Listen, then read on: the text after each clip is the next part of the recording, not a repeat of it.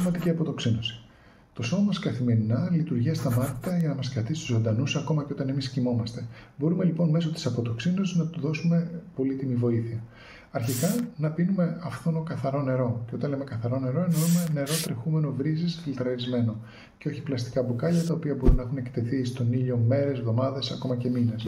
Επιλέγουμε φρέσκες φυσικές τροφές, προσπαθώντας να μειώσουμε τα επεξεργασμένα τρόφιμα αλλά και τη ζάχαρη.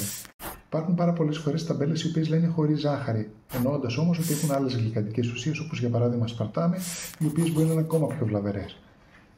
Βάζουμε την κίνηση στη ζωή μας. Άσκηση, περπάτημα, ακόμα και απλές διατάσεις μπορούν να εξυπνήσουν το σώμα. Και φυσικά ο ύπνος. Ο ύπνος είναι η μεγαλύτερη μορφή αποτοξίνωσης και μας έχει δοθεί δωρεάν.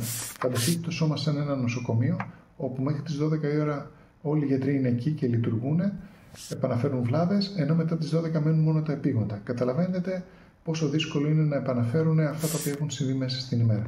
Επιπλέον, μπορούμε να υποστηρίξουμε τον οργανισμό μας και με προϊόντα φυσικά και με βότανα τα οποία βοηθούν σηκώτη, νεφρά και έντερο, που είναι τα βασικά όργανα αποτοξίνωσης.